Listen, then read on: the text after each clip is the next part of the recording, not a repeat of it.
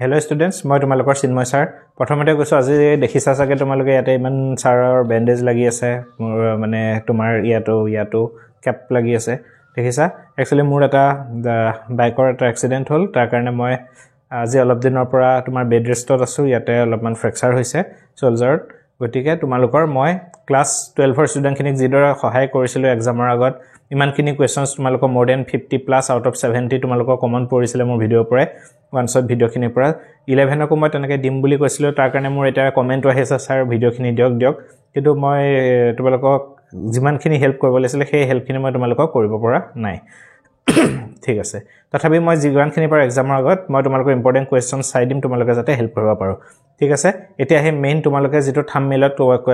তোমালোকে থাম্বনেইলটো দেখিছা সেই থাম্বনেইলটোলে মই এতিয়া মুভ কৰিছো সো তোমালোকৰ এবাৰ হক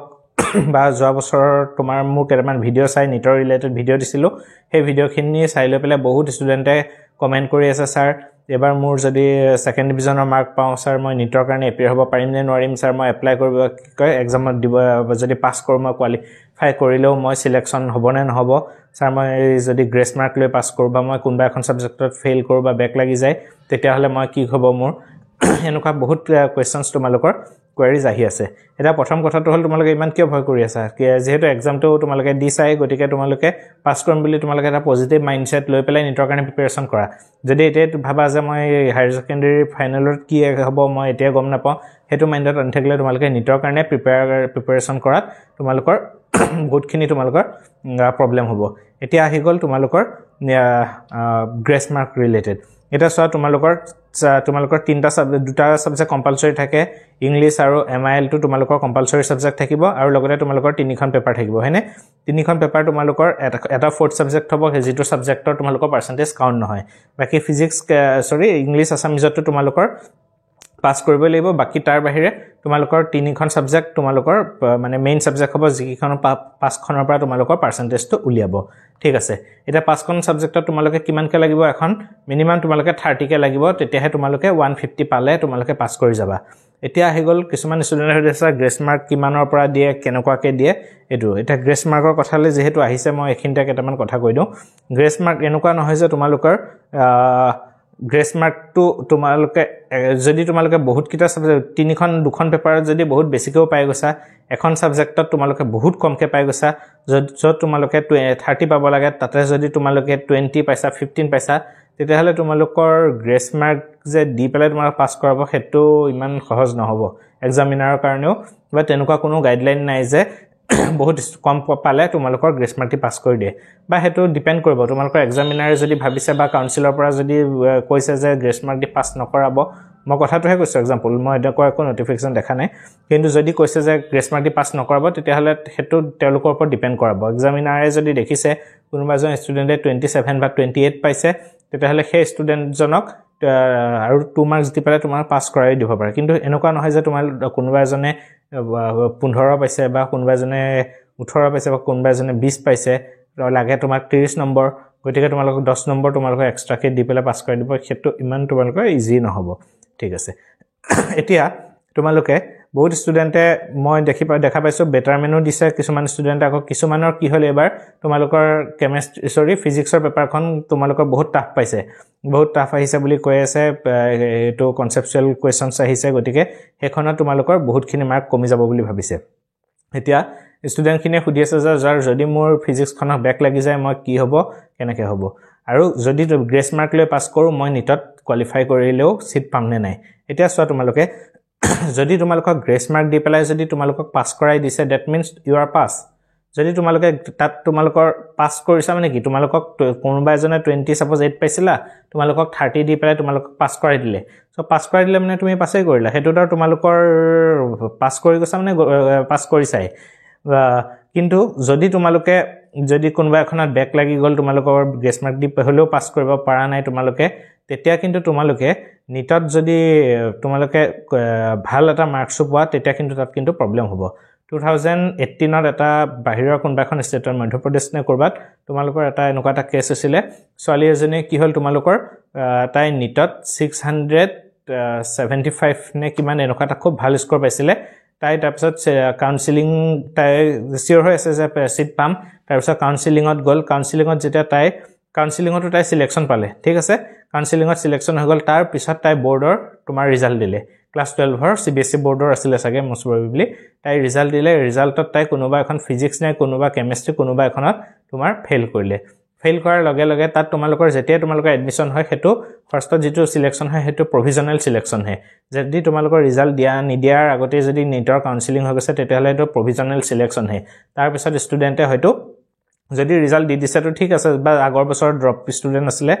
তেনেকুৱা হলেও প্ৰবলেম নাই কিন্তু যদি ফ্ৰেছ ষ্টুডেন্টে পাইছে কিন্তু মানে এডমিশনৰ টাইমত তোমালোকে যদি দিব পৰা নাই সাৰ্টিফিকেট কি মাৰ্কশিটখন তেতিয়াহলে পিছত হলেও তেওঁলোকে মাৰ্কশিটখন ভেৰিফাই কৰিব তেনেকুৱাত কি আছিল ছোৱালীজনীৰ যেতিয়া পিছত ৰিজাল্ট দিলে এখন পেপাৰ বেক লাগি গ'ল লগে লগে তাইৰ সিটটো ডিসকোৱালিফাই কৰি দিলে তাইক উলিয়াই দিলে কিন্তু তাই পিছত কি হ'ল তাই কোৰ্ট কেছ কৰিলে কোৰ্ট কেছ কৰোতে তাইৰ এক্সাম তোমাৰ যিখন এক্সাম কিখন কপি আছিলে কপি কিখন ৰিভ্যালুয়েশন কৰিলে তাত তাইৰ মাৰ্কসটো কি হৈ গৈছিল তোমাৰ কোনবা ডাবল ডিজিট তাই পাইছিলে সাপোজ 80 ৰ জাগাত অনলি 8 টো হে তাই টাইপ হৈ আছিল 0 টো টাইপ হৈ নাছিলে গতিকে তেনেকুৱাত তাই 8 পোৱাৰ লগে লগে গুটেখিনি মাৰ্কস খিনি মানে তোমাৰ কি হৈ গ'ল তাই আছিল মানে সিটটো পোৱা সিটটো তাই হেতৰ পৰা গুছি যাবলৈ লৈছিলে সো মই এটোৱে কথা কম যদি কোনোবাই যদি ধৰা তোমালোকে ভাবিছা যে গ্ৰেস মাৰ্ক লৈ পাস কৰিলে মোৰ অসুবিধা হ'ব হেতুত প্ৰবলেম নাই গ্ৰেস মাৰ্ক দি পাস কৰাইছে মানে তোমাক পাস কৰাইছে কিন্তু যদি তোমালোকে ক্লাস 12ত বেক লাগিছে ফেইল কৰিছা তাত হে তোমালোকৰ প্ৰবলেম হ'ব তেনেকে যদি সিট পাই যোৱা পিছত কিন্তু তোমালোকৰ মানে সিটটোত তোমালোকে সিলেকশ্যন হলে তোমালোকৰ সিটটো ক্যান্সেল যাব ঠিক আছে এতিয়া কিমান পাৰ্সেন্টেজ লাগে সোৱা এতিয়া তোমালোকৰ মই আগতেও দিছো ভিডিওত ষ্টুডেন্টে এটাও খুধি আছে ফিজিক্স নিটৰ কাৰণে মই কৈ আছো স্পেশালি নিটত তোমালোকৰ থাকে কি ফিজিক্স কেমিষ্ট্ৰি আৰু কি থাকে তোমালোকৰ বায়োলজি সো নিটত তোমালোকৰ ফিজিক্স কেমিষ্ট্ৰি আৰু বায়োলজি তিনিখন মিলাই পেলাই 50% লাগিব তাৰ মানে কি হ'ব লাগিব তোমালোকৰ ফিজিক্সটো যদি 50 পাইছা কেমিষ্ট্ৰিটো 50 পাইছা বায়োলজিটো 50 পাইছা মই এক্সাম্পল ধৰি দিছো প্ৰতিখনতে যদি তোমালোকে 50 কে পাইছা সো এভাৰেজ তোমালোকৰ কিমান হ'ব 50 হ'ব তেনেকুৱাত তোমালোকে নিটত সিট পাবা কিন্তু তোমালোকে সাপোজ দুখন পেপাৰত তোমালোকে পাই গলা 60 এখন পেপাৰ পাই গলা 20 সো এভাৰেজ কিমান হ'ব 60 120 প্লাস 20 কিমান হ'ব 140 হোৱাৰ লগে লগে তোমালোকৰ কিমান হবে 50% টো নাহিব সো তেনেকুৱা ক্ষেত্ৰত তোমালোকৰ প্ৰবলেম হৈ যাব বুজি পাইছানে তোমালোকৰ তিনিখন পেপাৰত এভাৰেজ ফিজিক্স কেমিষ্ট্ৰি আৰু বায়োলজি হেতু হল নিটৰ কাৰণে মই কৈ আছো তিনিখন পেপাৰত এভাৰেজ তোমালোকৰ 50 লাগিব এনেকুৱা নহয় যে তোমালোকে ইংলিশ আসামিছত বহুত বেছি মাৰ্ক পাই গৈছা তোমালোকৰ ওভাৰঅল পাৰ্সেন্টেজ টো 50 হেতু নহব ফিজিক্স কেমিষ্ট্ৰি আৰু বায়োলজিত তোমালোকে 50% থাকিলেহে তোমালোকে জেনাৰেল ক্যাটেগৰীৰ কাৰণে কৈছো অবিচিৰ কাৰণে কিমান লাগিব হে তাৰ ৰিলেটেড মই ভিডিও লাষ্ট এটা ভিডিও মই নিটৰ ৰিলেটেড এটা প্লেলিষ্ট চাবা তাত বনোৱা আছে তাত মই ধুনিয়াকৈ কোৱা আছে সিলেকশ্যনবোৰ কেনেকৈ হয় কিমান কাট অফ যায় কেনেকৈ হয় গুটেই বস্তুখিনি তোমালোকৰ দিয়া আছিল মই তাতে ভিডিওত গুটেখিনি কৈছিলো গতিকে তোমালোকে গ্ৰেস মাৰ্কৰ কাৰণে ভয় কৰি থাকিব যদি গ্ৰেস মাৰ্ক লৈ পাস কৰি গৈছা তেতিয়াহলে একো প্ৰবলেম নাই কিন্তু যদি তোমালোকে যদি মানে ফেইল কৰিছা তোমালোকৰ যদি মানে তোমালোকৰ যিখন মাৰ্কশিট ওলাব তাত যদি তোমালোকৰ ফেইল বুলি লিখা আছে ফিজিক্স কেমিষ্ট্ৰি বায়োলজি তাত কিন্তু তোমালোকে হেৰি নহব কোৱালিফাই বাকি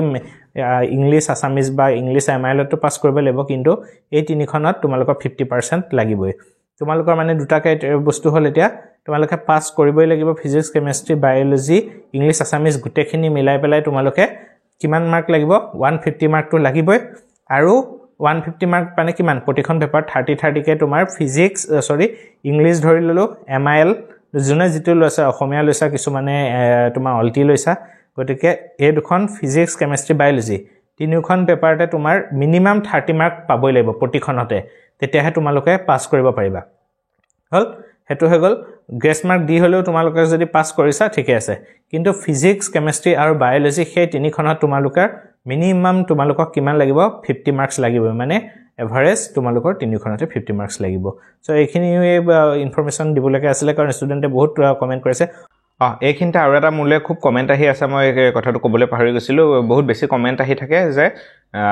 এজ ৰিলেটেড এজ লিমিট কিমান হয় বা এজ কিমান ইয়াৰ্ছৰ পৰা তোমালোকে নিটৰ এক্সামটো দিব পাৰিবা চ' আগতে তোমালোকৰ কি আছিলে যে 17 ইয়াৰ্ছ তোমালোকৰ নহ'লে কোনেও নিটত এপিয়াৰ কৰিব নোৱাৰে কিন্তু এবাৰ যেটো তোমালোকৰ নিট 2024 ৰ যিখন নটিফিকেশন আগতে কি আছিল এনটিএ নিজৰ ৰুলটোক বেছি প্ৰিফাৰেন্স দিয়ে আজিকালি কি হয় মেডিকেল যিখন বোৰ্ড আছে মেডিকেল বোৰ্ডে নিজৰ ৰুলখনক যিখন তোমালোকৰ এনটিএ ৰ যিখন নটিফিকেশন তাতকে নিজৰ ৰুলখনত মানে বেছিকে প্ৰিফাৰেন্স দিয়ে তো এবাৰ যিখন নটিফিকেশন তাতে তোমালোকৰ এজ লিমিটটো কিমান দিয়া আছে তোমালোকৰ 17 ইয়াৰ্ছ হ'ব লাগিব এটা 17 ইয়াৰ্ছ কেতিয়ালৈকে হ'ব লাগিব যেতিয়ালৈকে তোমালোকৰ এবাৰ 2024 31 ডিসেম্বৰ মানে 31 ডিসেম্বৰলৈকে তোমালোকৰ 17 বছৰ হ'ব লাগিব তোমালোকে কোনোবাই কম এজত তোমালোকৰ পঢ়া শুনা এডমিশনবোৰ লোৱা তোমালোকৰ স্কুলত এডমিশন দিয়ে গতিকে কোনোবাই 16 বছৰটো তোমালোকৰ ধৰা হায়াৰ সেকেন্ডাৰী দি দিয়ে গতিকে বা 16 বা 17 ইয়াৰ সমাউতে তোমালোকৰ মানে কি হয় তোমালোকৰ হায়াৰ সেকেন্ডাৰী ফাইনেলটো দি দিয়া ক্লাস 12 তাৰ পিছত তোমালোকৰ কি হৈ যায় নিটৰ ফৰ্ম ফিল আপ কৰিব লগা হয় তাত লিখা থাকে 17 ইয়াৰ্ছ গতিকে তোমালোকৰ 17 ইয়াৰ্ছ এক্সাম এপ্লাই কৰা দিনা বা এক্সাম দিয়াৰ দিনা নহয় এই বছৰ তাৰমানে 2024 ৰ 31 ডিসেম্বৰলৈকে তোমালোকৰ 17 বছৰ হ'ব লাগিব যদি নহয়গে তেতিয়া হলে তোমালোকে যদি পাছো কৰা কিন্তু কাউন্সিলিঙত তেতিয়া প্ৰবলেম কৰিব সো গম পালা তোমালোকে এতিয়া গ্ৰেস মাৰ্ক হল তোমালোকৰ গ্ৰেস মাৰ্ক হলে তোমালোকে পাস কৰি যদি পাস কৰিছা পাস যদি কৰি গৈছা তেতিয়া হলে তোমালোকৰ একো প্ৰবলেম নহয় কিন্তু যদি তোমালোকে ব্যাক লাগি আছে তেতিয়া হলে হে তোমালোকে পাস কৰিলেও তোমালোকে এডমিশন নাপাবা আৰু তোমালোকৰ 17 বছৰ এই বছৰ লাষ্টলৈকে হ'ব লাগিব এইখিনি কথা আছিল এই আজিৰ ভিডিওটোত সো এনেকুৱা ৰিলেটেড আৰু কি ইনফৰমেশন আছে বা নিটৰ ৰিলেটেড মই ভিডিও তোমালোকৰ শৰ্টস টাইপত তোমালোকৰ নোটবোৰ শৰ্ট নোট ট্ৰিক কিছুমান মই তোমালোকক দি থাকিম যদি তোমালোকে চেনেলটো সাবস্ক্ৰাইব কৰা নাই কাইন্ডলি সাবস্ক্ৰাইব কৰি লবা আৰু বেল আইকনটো প্ৰেছ কৰি লবা যাতে তোমালোকে আহি থকা ভিডিওবোৰ তোমালোকৰ টাইম মতে মই অকমান ভাল পাইলেও হাতটো তাৰ পিছত তোমালোকক মই যিমান পাৰি মোৰ ফালৰ পৰা হেল্প কৰিবলৈ চেষ্টা কৰিম ঠিক আছে thank you very much for watching